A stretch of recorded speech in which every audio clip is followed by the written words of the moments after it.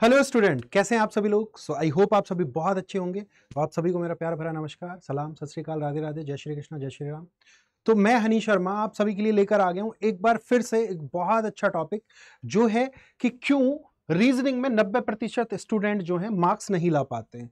कि लोगों को क्या लगता है कि सर रीजनिंग बहुत इजी है, रीजनिंग इज वेरी इजी, लेकिन फिर भी लास्ट ईयर की अगर मैं बात करूं सीयूटी पीजी 2023 के अंदर लॉ के एग्जाम में आपके 32 क्वेश्चन जो थे रीजनिंग के पोर्शन से थे, और बहुत सारे ऐसे स्टूडेंट थे जो रीजनिंग होने के बावजूद भी पेपर को क्लियर नहीं कर पाए थे। तो कहीं ना कहीं इसका एक सिंपल सा मतलब ये जा रहा है कि माना वहां पे 22 क्वेश्चन क्वांट से भी थे, तो क्वांट की वजह से भी बच्चे लैग किए होंगे, लेकिन अगर आप रीजनिंग में और अच्छा स्कोर करते तो जो क्वांट में आपका स्कोर कम रहा था उसको आप कंपेयर कर सकते थे और कहीं ना कहीं आप एडवांटेज ले सकते थे रीजनिंग में।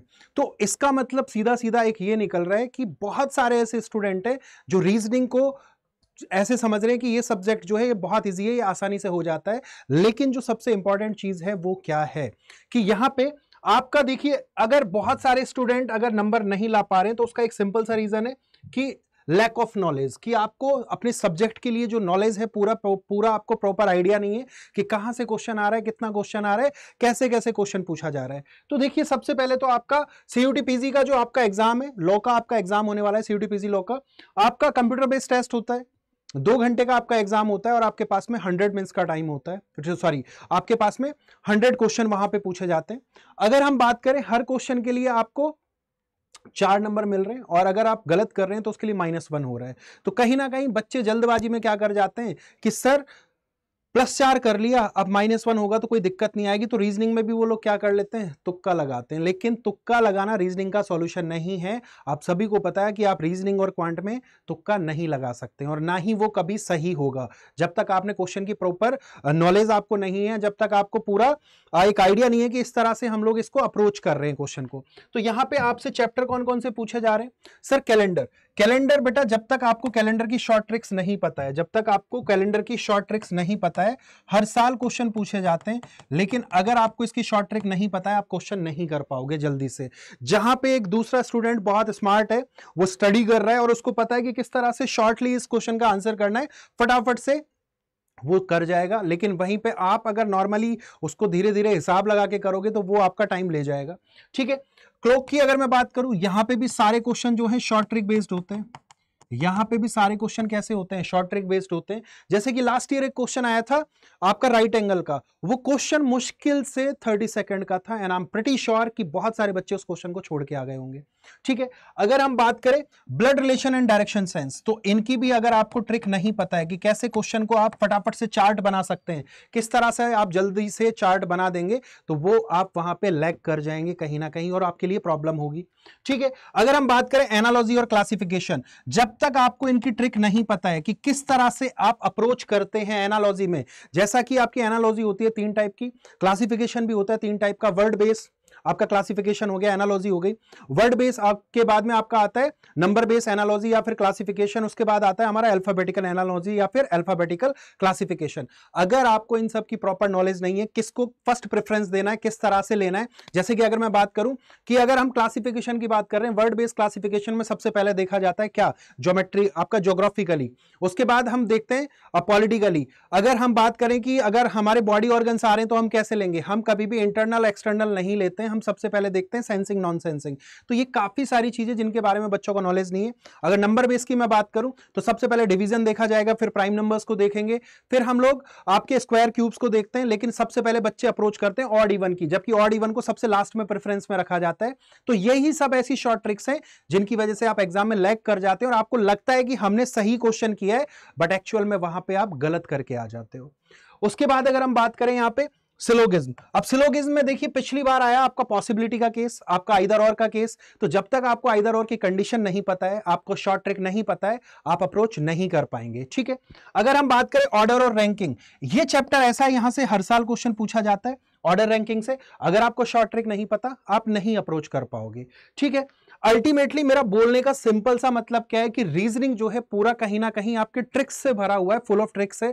तो जब तक आपको अपना शॉर्ट मेथड नहीं पता, ट्रिक्स नहीं पता, आप अप्रोच नहीं कर पाओगे सही टाइम पे, क्योंकि एग्जाम में जो है आपके लिए सही टाइम पे सही क्वेश्चन को करना बहुत ज्यादा इंपॉर्टेंट होता है। ये बात आप बहुत अच्छी तरह से जानते हो कि अगर आपकी एक्यूरेसी नहीं है एग्जाम में, अगर आपकी स्पीड नहीं है, तो कहीं ना कहीं आप लैग कर जाओगे। और दूसरा जो आपका फेलो, जो भी आपका जो एग्जाम में आपके साथ में बच्चा बैठा है, वो कहीं ना कहीं आपसे आगे निकल जाएगा। तो बस जो आपके और टॉपर के बीच में एक जो पतली सी लेयर है, वो क्या है, यही ट्रिक्स की जो लेयर है, वो अगर आप नहीं सीख रहे हैं तो दूसरा बंदा आपसे पहले बाजी मार जाएगा और वो आपसे पहले CLC, LC1, LC2 या फिर BHU, वो कहीं पे भी जाके उसको एक सीट मिल जाएगी और वो अपने ड्रीम कॉलेज में जाके बैठ जाएगा और अपना सपना पूरा कर लेगा। तो अगर आपको भी लग रहा है कि हाँ यार मेरा रीजनिंग अच्छा नहीं है, क्यों लास्ट ईयर 90% जो बच्चे हैं रीजनिंग में कम स्कोर करके आए, क्योंकि एक तो अवेयरनेस नहीं था कि पहले, आज से पहले क्या होता था कि DU LLB का आपका एग्जाम होता था, जिसको अभी आप जानते हैं CUT-PG लॉ के नाम से, वो पहले होता था DU LLB के नाम से। तो वहां पे पहले क्या होता था कि रीजनिंग के क्वेश्चन थोड़े से कम आते थे, लेकिन इस बार जब NTA ने कंडक्ट कराया CUT-PG लॉ, तो यहां पे आपके रीजनिंग के 32 क्वेश्चन आ गए। और 32 क्वेश्चन का मतलब आपका सीधा सीधा हो गया 128 मार्क्स का आपका रीजनिंग आ चुका है। तो अगर आप खुद सोचिए, 400 में से अगर 128 नंबर की सिर्फ रीजनिंग आ रही है, सिर्फ और सिर्फ आपका रीजनिंग आ रहा है, तो बेटा इतना तो लास्ट ईयर SC ST का ना कट ऑफ गया था थर्ड लिस्ट में। 128 नंबर SC का कट ऑफ गया है बेटा लास्ट लिस्ट में, जो आपका लास्ट ईयर आपने देखा है, ठीक है। उससे पहले जो सेकंड लिस्ट भी था, उसमें भी कोई बहुत ज्यादा कट ऑफ नहीं गया। तो ये सेकंड थर्ड पे इतना बच्चा अगर रीजनिंग के ही क्वेश्चन करके आ जाता ना, अगर पूरे एक्यूरेसी के साथ में, तो वो LC1 या LC2 में जाके बैठ जाता। समझ रहे हो मेरी बात को? तो यहां पे देखते हैं अब logical arrangement of words, alphabetical order of words, mathematical operations, ठीक है, figure counting, non verbal reasoning, इन सब की अगर आपको ट्रिक्स नहीं पता है तो आप कहीं ना कहीं एग्जाम में लैग करोगे। और बिलीव मी, ये आपको देखने में बहुत छोटे छोटे क्वेश्चन लगते हैं कि ब्लड रिलेशन ही तो कर लेंगे, लेकिन नहीं होता। सिंपल सी बात है, नहीं होता। एग्जाम में जाके जो आपकी वास्तविकता है, सच्चाई जो है, वो बहुत अलग है। जब तक आप सच्चाई को एक्सेप्ट नहीं करोगे, आप इसी तरह से लैग करते रहोगे और कहीं ना कहीं एग्जाम में जो आपका सिलेक्शन है वो दूर हो जाएगा। तो क्यों ना हम उस दूरी को कम कर दें। और उस दूरी को कम करने का एक सिंपल सा और सटीक सा मेथड क्या है कि हम लोग अच्छे तरीके से एक सटीक रणनीति के साथ में इस सब्जेक्ट की पढ़ाई करें। तो यहां पे और भी चैप्टर्स हैं, जैसे इक्वलिटी एंड इनइक्वलिटी। बहुत सारे बच्चे इस चैप्टर को जानते ही नहीं है, कि आप में से 90% बच्चों को इसके बारे में नहीं पता होगा। आपका सिटिंग अरेंजमेंट हो गया, स्टेटमेंट एंड कंक्लूजन। अब ये देखो, ये कितने इंपॉर्टेंट आपके चैप्टर्स हैं कि यहां पे जब तक आपको रूल्स नहीं पता है, आप अप्रोच कर ही नहीं पाओगे। You are not able to approach such questions. Statement, conclusion, statement, argument, statement, course of action, assumption, तो cause and effect, reason and assertion, जब तक आपको इनकी शॉर्ट ट्रिक नहीं पता है, आप इन क्वेश्चंस को अप्रोच नहीं कर पाओगे। आपको जब तक रूल्स नहीं पता है, आप अप्रोच नहीं कर पाओगे। जैसे कि एक मैं इसका सिंपल सा एग्जांपल देता हूं कि अगर आप आर्ग्यूमेंट के क्वेश्चन कर रहे हो और वहां पे आपको जब आर्ग्यूमेंट में स्टेटमेंट के बाद अगर आर्ग्यूमेंट दिया जाता है, वहां पे ओनली आ गया, ऑल आ गया, ईच आ गया, एवरी आ गया, अंटिल आ गया, ये किसी भी आर्ग्यूमेंट में आ रहे हैं, तो वो चीज क्या हो जाती है, आपका आर्ग्यूमेंट को वीक बना देते हैं, जो कि गलत हो जाता है। तो अगर किसी बच्चे को ये रूल नहीं पता, वहां पे आर्ग्यूमेंट में ओनली दिख रहा है और उसके बावजूद वो उसको सही कर रहा है, तो इसका मतलब क्या है कि कहीं ना कहीं लैक ऑफ नॉलेज है। तो अगर आपको ये सारी चीजें जाननी है, किस तरह से जानोगे कि अभी अड्डा 24/7 का लक्ष्य 2.0 बैच जो है आपका चल रहा है और अभी आपकी चल रही है मंथ एंड सेल, ठीक है। तो अगर आप चाहते हैं कि ये सारी कमियां आपकी दूर हो जाएं, कि सर अगर इस साल भी रीजनिंग बहुत ज्यादा अच्छे से आता है, अगर इस साल भी काफी अच्छे वेटेज में आपका रीजनिंग सब्जेक्ट आ गया, तो कैसे मैं बहुत अच्छा स्कोर कर जाऊंगा, तो उसको करने के लिए बेटा आपका अड्डा 24/7 जो है आपके लिए लेकर आ गया लक्ष्य 2.0 बैच। और जो लक्ष्य 2.0 बैच है वो आपका स्टार्ट हो चुका है 26 अक्टूबर से। तो अभी ज्यादा समय नहीं हुआ है बैच को स्टार्ट हुए। तो आपको क्या करना है, आपको सिंपली जाना है अड्डा 24/7 पर। जब आप अड्डा 24/7 पर जाएंगे तो यहां पे जाके आपको देखना है ऑल कोर्सेज आपको दिया जाएगा। ऑल कोर्सेज में जाकर के आपको अंडर ग्रेड एंट्रेंस एग्जाम्स में जाना है और उसके बाद लॉ एंट्रेंसेज में क्लिक करेंगे तो CUT LLB का आपको लक्ष्य 2.0 बैच यहां पे दिखेगा। तो लक्ष्य 2.0 बैच जो है यहां पे आपको दिखाई दे रहा है। अब यहां पे आपको क्या क्या मिल रहा है, 200 घंटे की ऑनलाइन लाइव इंटरेक्टिव क्लासेस आपको दी जा रही है, आपको 80 टेस्ट सीरीज दी जा रही है। अगर यहां पे अब जो टेस्ट सीरीज है आपकी, सेक्शनल टेस्ट भी है, फुल लेंथ मॉक टेस्ट भी है आपके पास में, कि आप किस सेक्शन में कितने वीक हैं, कितने अच्छे हैं, वो आप सारा पता लगा सकते हैं, या फिर आप फुल लेंथ मॉक टेस्ट के थ्रू भी अपना एनालिसिस कर सकते हैं। तो अगर आपको सारी ट्रिक्स सीखनी है, आप चाहते हैं मुझसे पढ़ना और चाहते हैं रीजनिंग पे अच्छी कमांड बनाना, अगर आपको भी शामिल नहीं होना है इस साल उस दौड़ में कि क्यों 90% बच्चे रीजनिंग के अंदर अच्छा स्कोर नहीं कर पाए, अगर आप बचना चाहते हैं उस भीड़ से, तो आपको मेरे साथ जुड़ना पड़ेगा। और उसका एक सिंपल सा तरीका क्या है, आपको कोड यूज करना होगा Y695, आपका कोड है Y695। तो जब आप ये कोड अप्लाई करेंगे, ये पूरा कोर्स आपको कितने में पड़ रहा है, 6400 में यहां पे दिखाई दे रहा है आपको। ये जो पूरा कोड है, यहां पे पूरे कोर्स की फीस कितनी दिखाई दे रही है, 6400 रुपए। लेकिन आपको इतना पे नहीं करना है, 6400 आपको पे नहीं करना है। आपको जाना है अड्डा 24/7 की ऐप के ऊपर, और जब आप अड्डा 24/7 की ऐप पर जाएंगे, आपको मिलेगा 1% एक्स्ट्रा डिस्काउंट, और आपको वहां पे यूज कॉइन्स का ऑप्शन दिखाई देगा।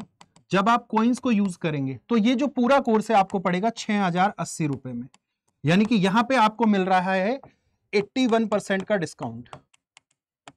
आपको मिल रहा है 81% का डिस्काउंट। ये हमारी मंथ एंड सेल चालू है। अब इस बैच में आपको क्या क्या पढ़ाया जाएगा, इस बैच में आपको रीजनिंग पढ़ाया जा रहा है, आपको क्वांट पढ़ाया जा रहा है, आपको जीके जीएस पढ़ाया जा रहा है, आपको कंप्यूटर पढ़ाया जा रहा है, आपको इंग्लिश पढ़ाया जा रहा है। दैट मींस यहां पे आपके वो सभी सब्जेक्ट जो कि आपके एग्जाम को क्वालिफाई करने में आपकी हेल्प करेंगे, वो सारे सब्जेक्ट पढ़ाए जा रहे हैं। ये पूरा बैच आपको पड़ेगा 6080 में। उसके लिए आपको कोड यूज करना है Y695।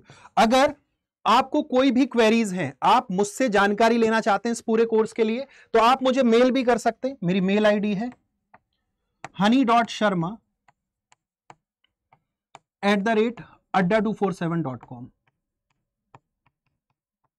या आप कोई और जानकारी चाहते हैं अपने एग्जाम से रिलेटेड, तो आप कमेंट सेक्शन में कमेंट कीजिएगा। I will get you soon, और मैं आपको हर एक कमेंट का पर्सनली रिप्लाई करूंगा। So thank you so much. आप सभी के लिए ये जो इंफॉर्मेशन थी काफी इंपॉर्टेंट थी। Thank you.